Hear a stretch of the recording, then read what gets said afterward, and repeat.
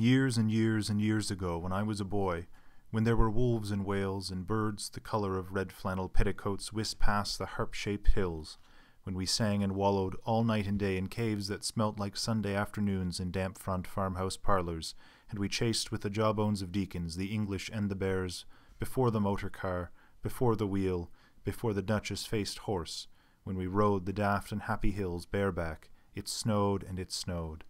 But here a small boy says, "It snowed last year, too. I made a snowman and my brother knocked it down, and I knocked my brother down, and then we had tea." But that was not the same snow, I say. Our snow was not only shaken from whitewash buckets down the sky, it came shawling out of the ground and swam and drifted out of the arms and hands and bodies of the trees.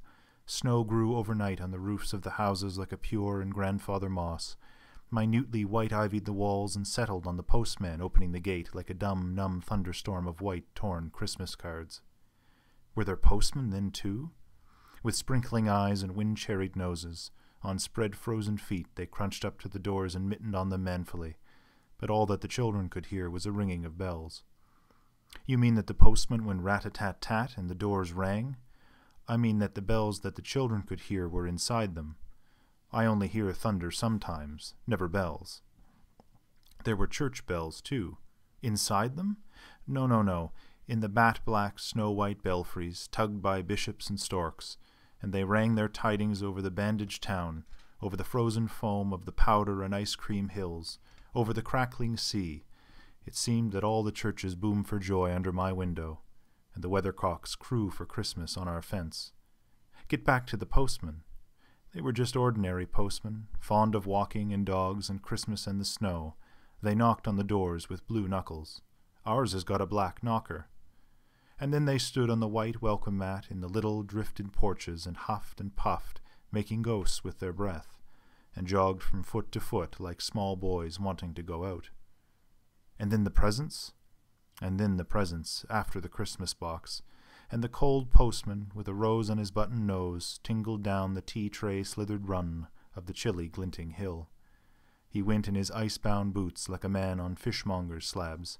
He wagged his bag like a frozen camel's hump, dizzily turned the corner on one foot, and by God he was gone.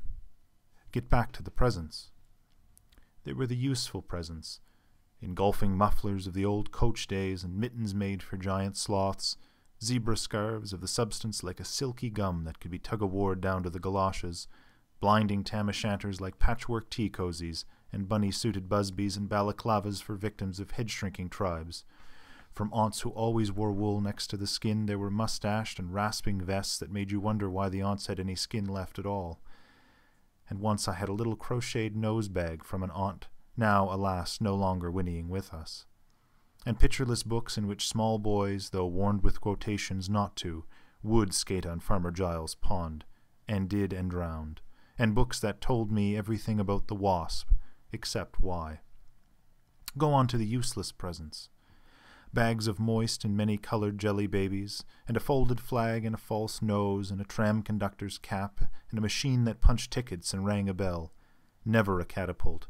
Once by mistake, that no one could explain, a little hatchet, and a celluloid duck that made when you pressed it a most unduck-like sound, a mewing moo that an ambitious cat might make who wished to be a cow, and a painting book in which I could make the grass, the trees, the sea, and the animals any color I pleased, and still the dazzling sky-blue sheep, and grazing in the red field under the rainbow-billed and pea-green birds. Hard-boileds, toffee, fudge, and all sorts, crunches, cracknels, humbugs, glaciers, marzipan, and butter-welsh for the Welsh, and the troop of bright tin soldiers, who, if they could not fight, could always run, and snakes and families, and happy ladders, and easy hobby games for little engineers, complete with instructions. Oh, easy for Leonardo, and a whistle to make the dogs bark, to wake up the old man next door, to make him beat on the wall with a stick, to shake our pitcher off the wall, and a packet of cigarettes. You put one in your mouth, and you stood on the corner of the street, and you waited for hours in vain for an old lady to scold you for smoking a cigarette, and then with a smirk you ate it. And then it was breakfast under the balloons.